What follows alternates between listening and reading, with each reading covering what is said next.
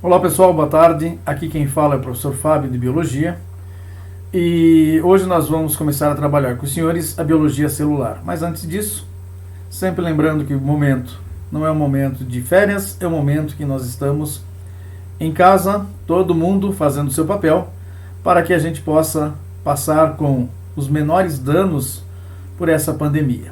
Então, para isso, muitas vezes pode ser que aconteçam algumas coisas, de repente haja um barulho, alguma coisa, mas não vamos ligar para isso. Vamos simplesmente se concentrar na nossa videoaula. Então, no histórico celular, nós vamos falar para os senhores que a célula começou a ser descoberta em 1665 por Robert Hooke. Então, ele começou com o seu microscópio rudimentar a analisar uma lâmina de cortiça. Cortiça é uma rolha. Ele cortava e percebia que tinha pequenas celas. Estas celas que parecem salas pequenininhas, ele denominou de célula. E aí caiu no gosto do uso da galera, célula. Então você vê que foi o primeiro e histórico relato sobre a célula. Depois nós temos Leeuwenhoek, que também com seu microscópio já um pouco mais melhorado. Ele, ali em 1720, ele começa a ver que a existência de micro-organismos. Então, o microscópio vem evoluindo, e aí, em 1838, Schedling e Schwann postulam a teoria celular, aonde eles postularam que todo ser vivo é formado por célula, e a célula é a menor parte anatômica e fisiológica dos seres vivos. Só que eles não sabiam da existência dos vírus. Então, os vírus são seres acelulares. Então, é bom lembrar que célula é a menor parte anatômica e fisiológica dos seres vivos. Então eles começaram a perceber que todo organismo, quer vegetal, quer animal, tinha esse tipo de estrutura que era a célula. Então eles postulavam que todo ser vivo é formado por célula, mas hoje a gente sabe que os vírus são acelulares, tá ok? Muito bem. Continuando, nós temos que no estudo das células, o aparelho para visualizar as células, já que as células na maior parte é 10 na menos 5, 10 na menos 6, isso significa dizer que ele é uma estrutura pequena. Então você tem o metro, o milímetro, o micrômetro. Então 10 na menos 6 é o que a gente utiliza para visualizar essas células. Então, por isso que microscópio, coisas micro, 10 na menos 6. Então nós temos o microscópio, ele começou com esse conjunto de lentes, depois o microscópio óptico com uma iluminação, depois com lentes objetivas e oculares, uma iluminação fazia com que melhorasse a acuidade visual.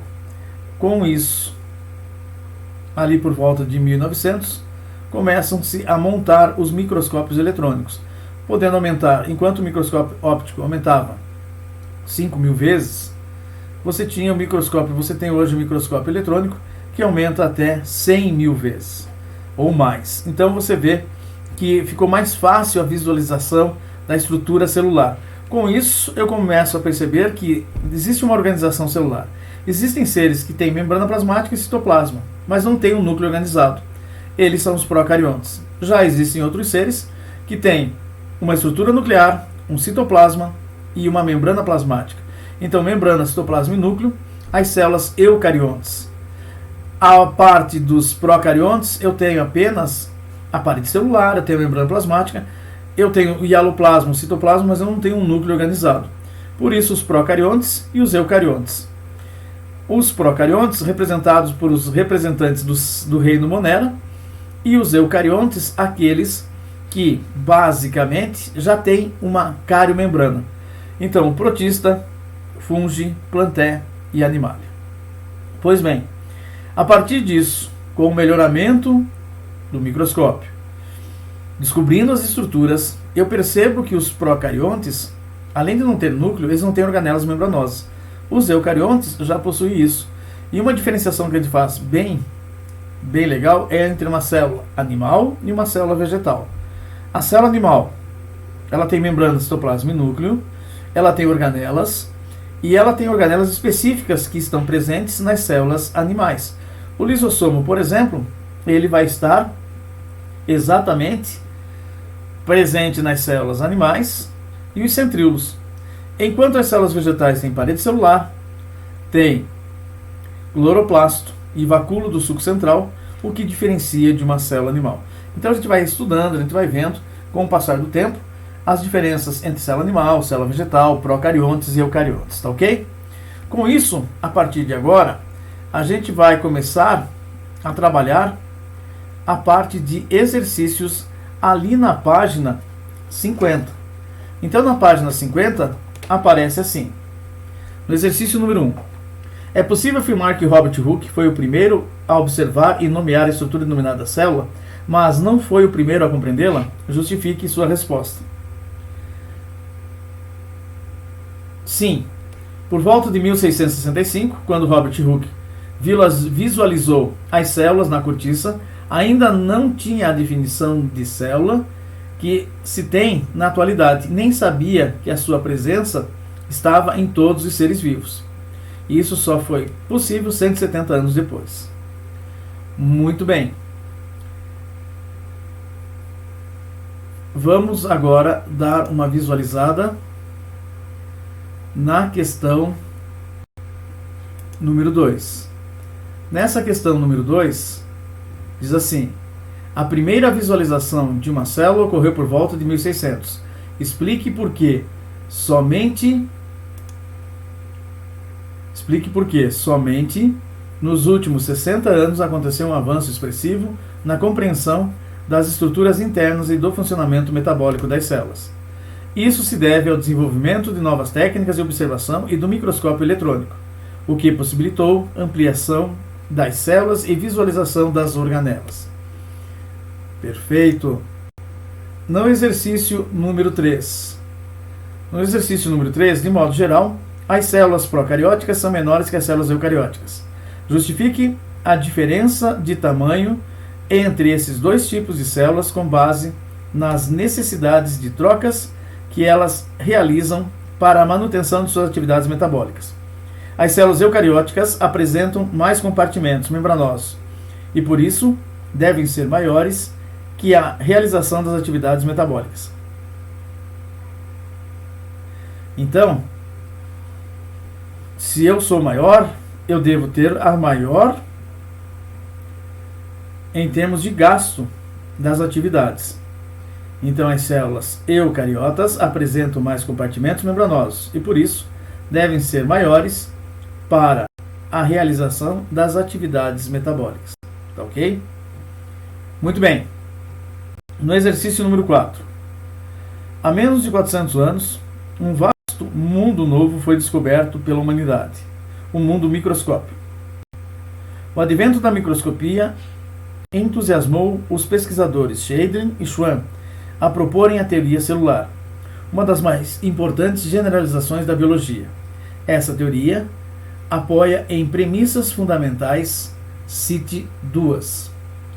Então, quando eu estou trabalhando, basicamente, com as células, eu vou perceber que nós estamos com as funções vitais ocorrem no interior das células, sendo essas as unidades funcionais e fisiológicas dos seres vivos. E as células se formam pela divisão de células pré-existentes, determinando assim a reprodução celular. 5. Analise as seguintes afirmações a respeito das células. Então, nós vamos ver as seguintes afirmações. Primeiro, as células são unidades morfofisiológicas dos seres vivos. Certo. As células procariontes não apresentam um núcleo individualizado como as bactérias. Certo. 3. As células animais e vegetais são eucariotes. Perfeito. 4. As células dos protozoários e fungos são procariontes. Nem protozoário nem fungo são células procariontes. E a sexta questão. A peste bubônica, conhecida como peste negra, matou mais de 20 milhões de pessoas na Europa, no período da Idade Média. Essa doença é causada pela bactéria Yersinia pestis, organismo considerado procarionte. a única estrutura que não se encontra nas células desse organismo é lisossomos. Porque parede celular tem, molécula de DNA tem, plasmídio vai ter, que é um pedaço de DNA que está solto. Ribossomos atua na síntese proteica das bactérias, tem também. Então, lisossomos, que é uma organela membranosa, com enzimas digestivas que auxiliam na eliminação dos restos celulares. Então, a gente fecha o nosso grupo de exercício a partir de agora, tá ok? Então, nessa primeira fase, relembrar o que é uma célula, a teoria celular, quem foi que postulou a teoria celular, saber que toda célula vem de uma célula pré-existente, isso também foi uma continuação da teoria celular, saber que eles não conheciam os vírus, e estou dividindo em células procariontes e eucariontes. Estou também participando de uma nova era com o advento do microscópio eletrônico. E isso faz com que eu possa ter uma grande visualização, uma melhor visualização das células e um melhor entendimento. Tá ok? Então, nessa primeira fase, a gente termina aqui. Na próxima aula, a gente vai trabalhar com os senhores o transporte através da membrana plasmática. Tá ok? Um abraço e até a próxima. Olá pessoal, tudo bem? Aqui quem está falando é o professor Fábio, Biologia. E agora nós vamos ver com a primeira série exatamente as membranas celulares. Então, a principal membrana que a gente vai ter na célula é a membrana plasmática. Ela é um modelo mosaico fluido, feito por Singer e Nicholson, proposta por eles em 1972. E uma das características principais da membrana plasmática é que ela tem uma permeabilidade seletiva. Ela deixa passar quem ela necessita através da membrana. Pode ser através de um transporte em bloco, pode ser através da membrana por proteínas que estão passando, que estão formando essa membrana. Então, nós vamos trabalhar com os senhores exatamente o modelo que a gente vai visualizar aqui. Então, aqui nós temos basicamente uma parte de bolinhas azuis que nós chamamos de fosfolipídio. Aqui nós temos, por exemplo, uma proteína, outra proteína. Existem proteínas extrínsecas à membrana e transmembrana ou intrínsecas. Na parte de fora da membrana, a gente vai encontrar a parte do glicocálix, identificador de membrana. Então, toda vez que a gente falar de membrana plasmática, a gente vai estar se referindo à composição lipoproteica, permeabilidade seletiva, mosaico fluido. Esse é o modelo de Singer e Nicholson. Tudo bem? Então, a partir de agora, a gente começa a visualizar partes importantes da membrana. Aonde a gente tem a parte que gosta de água, a região hidrofílica, que vai atrair a água, e a região hidrofóbica, que não vai deixar passar a água. Por isso, quando a gente visualiza essa estrutura, então você vai perceber que aqui nós temos a parte do meio da membrana, odeia a água. Esta parte aqui de cima, ela gosta de água hidrofílica, hidrofóbica, hidrofílica. Aqui nós encontramos algumas proteínas, tá ok? Então essas proteínas vão deixar passar substâncias por ela. Por isso, agora, para nós, é importante lembrar que nós vamos trabalhar com os senhores o transporte através de membrana. Esse transporte ele pode ser um transporte do tipo passivo, um transporte do tipo ativo. Lembrar que para as substâncias, eu vou ter substâncias hipertônicas, aonde tem mais soluto, ou seja, mais sal, e hipotônicas, aonde vou ter muito mais água. Então essa diferença de concentração, ela vai ser importante para que eu tenha a movimentação. Pensando sempre o seguinte, o que é, a grosso modo, a parte de gradiente de concentração? Então imagine que você está numa sala de aula, lá em cima, e de repente tem uma escada para você chegar para o pátio. Você vai perceber que você precisa fazer alguma coisa lá embaixo, você desce sozinho, e de repente o material ficou lá em cima. na sala, dá o sinal para todo mundo ir embora e você tem que buscar o seu material. Então, quando todo mundo da sala está descendo, você está subindo, você está indo contra o gradiente de concentração. Então, esse movimento faz com que você gaste energia. Quem vai a favor do gradiente não gasta. Então, quando eu falo em transporte do tipo passivo, a difusão simples, a difusão facilitada e a osmose, ele está indo a favor do gradiente de concentração. Por isso, não gasta energia. Quando eu vou contra o gradiente de concentração, eu vou gastar energia. Então, na difusão simples, eu tenho a passagem através da membrana. Então, aqui está a membrana, e essa membrana ela vai facilitar, deixar passar determinadas substâncias. Então, eu descendo aqui, eu vou perceber que quando a gente trabalha com o gradiente de concentração, perceba aqui, menos concentrado, mais concentrado, passando através da membrana da parte lipídica. Mais concentrado, menos concentrado. Então, nós estamos falando de uma difusão simples. Aqui, nós estamos falando de uma difusão facilitada. Então, é facilitada por quem? Por essas proteínas. Tudo bem? Então, quando a gente trabalha, basicamente, com a difusão simples e a difusão facilitada, eu tenho um meio mais concentrado e eu vou passar para o meio menos concentrado. Isso é difusão. Pode ser difusão de açúcares, de moléculas, pequenas moléculas e assim por diante. Porque quando eu falar em osmose, a osmose é um tipo de transporte passivo, aonde esse transporte vai ser a água que vai passar. Então, para nós, é importante lembrar que eu estou passando água de um meio mais concentrado em água para o meio menos concentrado em água. Então, isso faz com que, muitas vezes, a gente se depare com determinadas situações. Então, olha este infográfico aqui. Então, se eu estou trabalhando com uma concentração normal, células animais, células vegetais, célula animal hemácia, célula vegetal. Aqui, a célula está normal, então ela está numa concentração igual, por isso que é uma solução isotônica.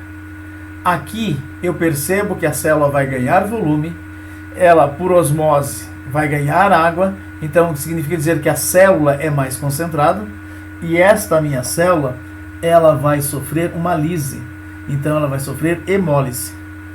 Em contrapartida, aqui, o meio é muito mais concentrado que a célula, então a célula vai perder água para o meio. Então isso daqui é a passagem de água. Aqui está equilibrado, aqui eu tenho maior concentração dentro da hemácia, e aqui eu tenho maior concentração na solução. Então, solução isotônica, solução hipotônica, solução hipertônica. Para a célula vegetal, é a mesma situação. Na isotônica, a minha membrana está flácida. Na solução hipotônica, eu vou ganhar muito mais água, mas perceba, aqui a célula rompe, aqui não, por causa da parede celular. E aqui ela vai desidratar, perder água para o meio. Então, aqui eu tenho as três situações em uma solução isotônica, em uma solução hipotônica, em uma solução hipertônica. Então, é importante a gente perceber que existe essa mobilidade através da membrana. Se ela fosse impermeável, isso não aconteceria, mas também a célula não ia conseguir sobreviver, tá ok? No transporte ativo, é aquela situação. Eu vou aonde está menos concentrado, tentar ir passar para onde está mais concentrado. Então eu vou contra o gradiente de concentração. Para isso, eu vou gastar energia na forma de ATP. Então, eu começo nessa situação a visualizar uma determinada situação que é esta daqui. Então, No transporte do tipo ativo, eu vou passar o sódio contra o gradiente de concentração, por isso que eu vou gastar energia na forma de ATP e fazer da onde o sódio está menos concentrado, passar para o mais concentrado. Então isso daqui é contra o gradiente de concentração. Por isso, a esse transporte a gente chama de bomba de sódio, e quando é o potássio, bomba de potássio. Então o que eu tenho que lembrar quando eu estou falando de transporte do tipo ativo? No transporte ativo, eu estou fazendo o quê? Eu estou gastando energia para jogar determinadas substâncias que estão em maior concentração dentro da célula para um lugar aonde está mais concentrado. Então o sódio entrou na célula. Por isso que eu devo lembrar, o transporte ativo é aquele que gasta energia. O transporte ativo, ele vai contra o gradiente de concentração. Nas nossas células, na bomba de sódio e potássio, eu devo lembrar que a concentração de sódio ela é muito maior fora do que dentro. Então eu vou jogar de dentro para fora, eu vou gastar energia. O potássio, ele tem uma maior concentração dentro da célula. Então ele vai sair e eu tenho que pegar o potássio de fora e jogar para dentro. Então isso é o que nós chamamos de transporte ativo, tá ok?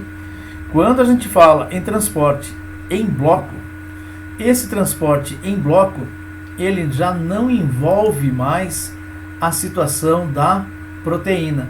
Então não é mais a proteína que vai fazer esse transporte. Então quando eu estou falando, basicamente, em transporte em bloco, são as endocitoses. Eu vou jogar para dentro da célula a fagocitose, a pinocitose. Então, quando eu pego determinadas estruturas em que a célula começa a englobar determinadas substâncias, significa dizer que ela vai entrar na célula, é uma substância grande, é uma macromolécula. Então a fagocitose, por meio de expansão da membrana celular, denominadas pseudópodos, vai englobar essas partículas sólidas. Enquanto que em uma pinocitose eu vou ter essa invaginação, então são partículas menores. Quando a gente trabalha com a parte de transporte em massa, nós temos as endocitoses, jogar para dentro da célula a substância, e exocitose, tirar de dentro da célula para fora. Então nós estamos trabalhando com essas duas situações. A endocitose, eu tenho a fagocitose e a pinocitose, e a exocitose é quando eu vou eliminar no tipo de uma plasmocitose, eliminando secreções da célula. Tudo bem até aqui? Muito bem. Além disso, a membrana plasmática, ela vai apresentar determinadas especializações. Então, quando a gente fala em especializações da membrana, nós estamos trabalhando basicamente com desmossomos, microvilosidades e interdigitações. Então, quando eu falo em desmossomos, eu vou perceber que são estruturas proteicas que vão endurecer esta região, fazendo com que esta parte da membrana se grude a essa parte da membrana. Então, para que eu tenho os desmossomos? Os desmossomos são regiões ricas em proteínas adesivas, que proporcionam aderência entre as células vizinhas. Se eu tiver as microvilosidades, eu vou simplesmente fazer o quê? Eu vou aumentar a superfície de absorção. E quando nós temos as interdigitações, são dobras da membrana que se encaixam com as partes laterais dessa membrana, fazendo com que aumente entre elas o contato. Por isso que desmossomos, microvilosidades e interdigitações são especializações da membrana para dar aderência, aumentar a superfície de contato entre a parte externa e a parte interna, no caso das microvilosidades, e também fazer com que as células tenham uma relação mais íntima entre elas. Além disso, um outro tipo de membrana bem importante que faz parte da membrana plasmática, é o glicocálix. Ele é um identificador de células, de tecidos. Então o glicocálix, ele serve para reconhecer um corpo estranho. Então se um vírus entrou no meu corpo, tipo o H1N1, tipo um coronavírus, o que eu vou fazer? O meu sistema imunológico vai reconhecer ele como um corpo estranho, através desse glicocálix.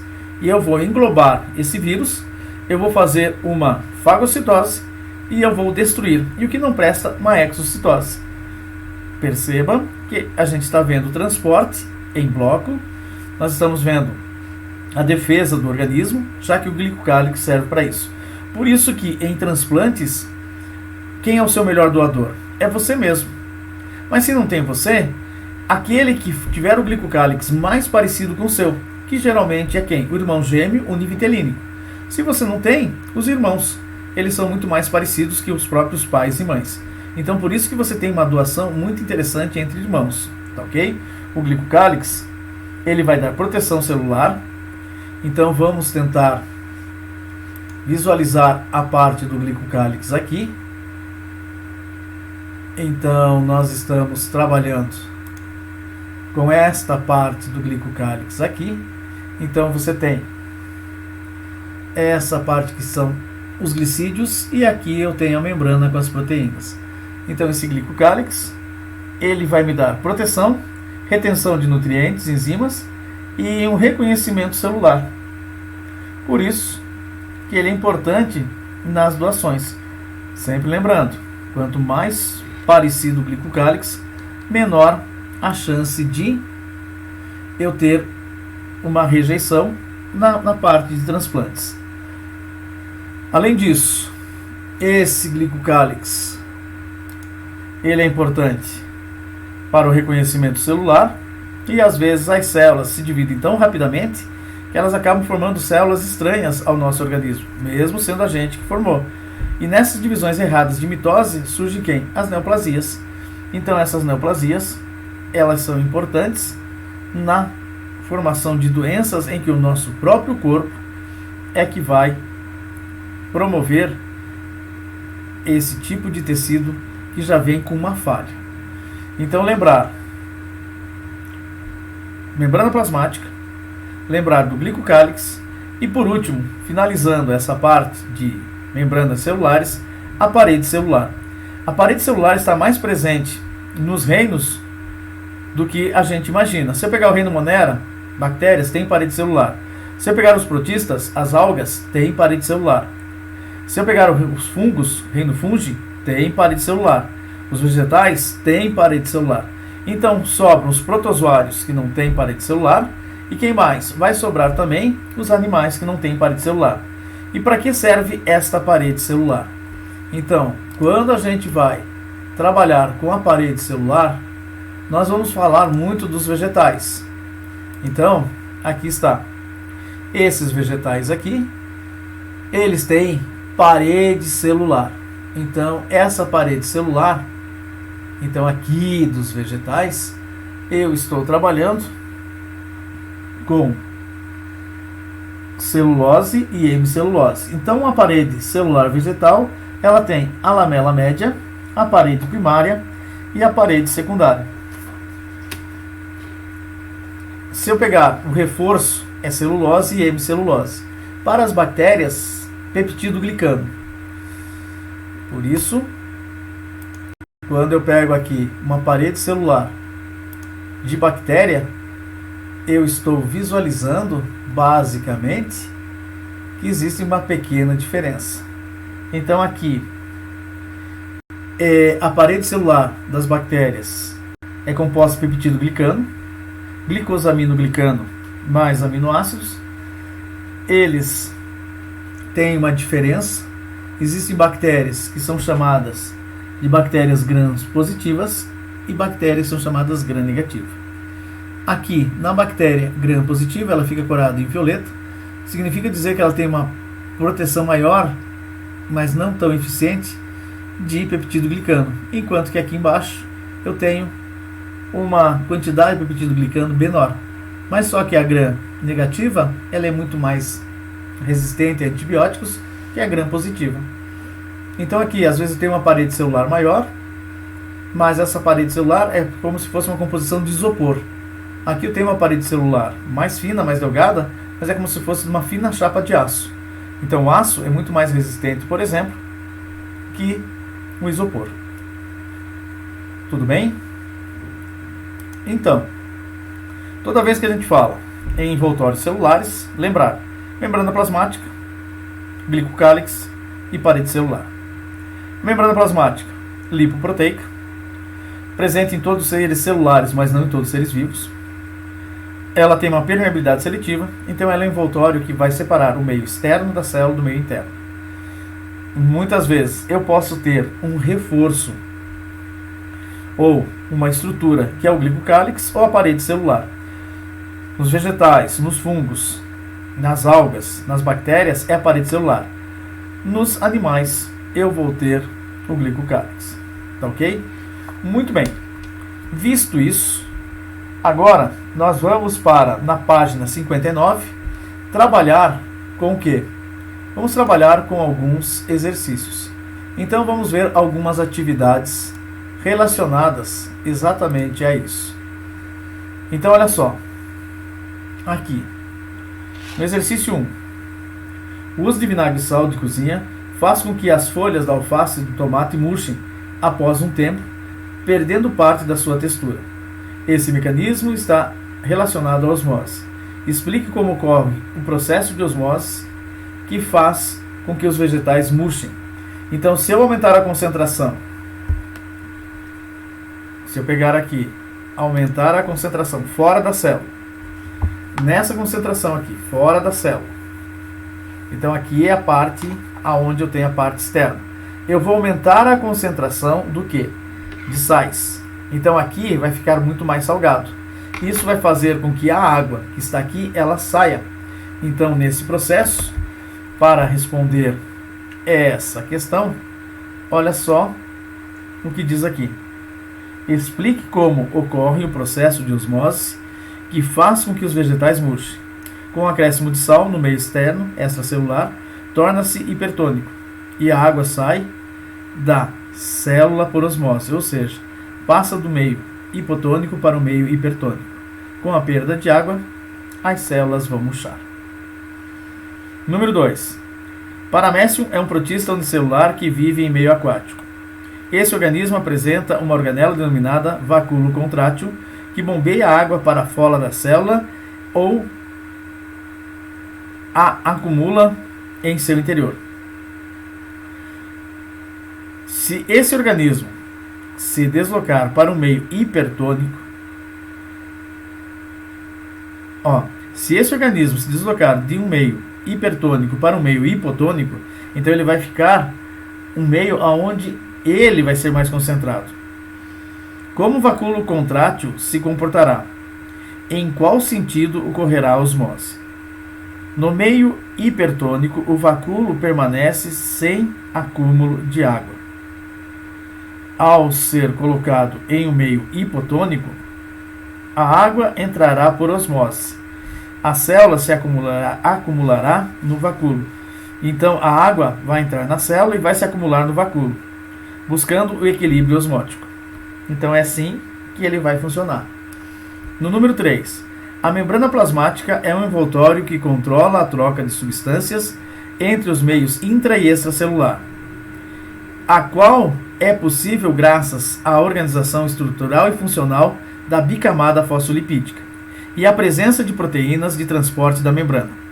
Sobre os processos de trocas realizados pela célula, responda às questões propostas. Então, membrana plasmática controla entrada e saída. Então, essa entrada é porque nós temos uma parte que vai tentar barrar, que é a lipoproteica, e tem a parte que vai tentar fazer passar as substâncias, que vai ser quem? Vai ser a proteína. Tudo bem? Porque o salgamento da carne é um recurso que possibilita a conservação desses alimentos, ou seja, do alimento. O sal torna o meio externo hipertônico, fazendo com que os micro-organismos responsáveis pela putrefação morram por desidratação. Então, se eu tenho uma solução. E essa solução, ela é isotônica, a quantidade de sais dentro e fora são iguais. Mas se eu aumentar na parte externa uma grande quantidade de sais, deixando essa parte hipertônica, esta água aqui ela vai tender a ir em direção ao sal. Ela vai desidratar. Então isso faz com que, desidratando as minhas células, as bactérias também morram, os fungos não consigam fazer a sua decomposição. Por isso que o salgamento é importante conservação. E não sei se você lembra, mas as pessoas chamavam isso de charque. B. Por que a célula animal se rompe quando colocada em meio hipotônico? Se ela está no meio hipotônico, significa dizer que ela é mais concentrada. Então a água tende a entrar por osmose, fazendo com que aumente seu volume, ela não consegue controlar isso e ela vai morrer, estourar, explodir. C. Quais são as principais diferenças entre os transportes passivo e ativo? O transporte passivo, ele vai passar pela célula, atravessar a favor de um gradiente de concentração. Então ele não vai gastar energia. Em contrapartida, o transporte ativo, ele vai contra o gradiente de concentração. Lembra? Todo mundo descendo a escada e você querendo subir em sentido contrário. Você vai gastar muito mais energia porque você está contra o gradiente de concentração. Então, a célula vai gastar energia no transporte ativo. Mínimo, mas gasta energia. Por isso, extremamente importante lembrar dessa situação. Muito bem. Vamos para a questão número 4. Olha só. Na questão número 4, que está exatamente aqui. Olha só. A imagem está representando o macrófago, célula envolvida na defesa do organismo humano, englobando bactérias. Identifique os processos de transporte em massa enumerados e explique a importância desse tipo de transporte no desempenho da função do macrófago no organismo. Muito bem. Então, vamos visualizar essa estrutura. Aqui está o macrófago. Então eu tenho o número 1, fagocitose. O número 2, formação do vacúolo digestivo. E o número 3, eu estou eliminando uma exocitose. Por meio da fagocitose e da exocitose, o macrófago pode englobar agentes estranhos ao corpo, digeri-los e eliminar os resíduos provenientes dessa digestão, atuando no combate de agentes infecciosos. Perceba a importância desses macrófagos para nós. Número 5. Depois que ocorre o processo digestivo, os nutrientes são absorvidos pela mucosa intestinal, encaminhados à corrente sanguínea. Que tipo de especializações da membrana celular possibilita a realização desse mecanismo de absorção com melhor eficiência? Então, quando a gente está trabalhando com o aumento da superfície de contato, então aqui como se eu tivesse as microvilosidades, e essas microvilosidades fazem com que eu aumente a absorção. Por isso que a resposta para nós são as microvilosidades. Perfeito? Muito bem. Finalizando os nossos exercícios. Então aqui nós vamos para a questão última, a número 6.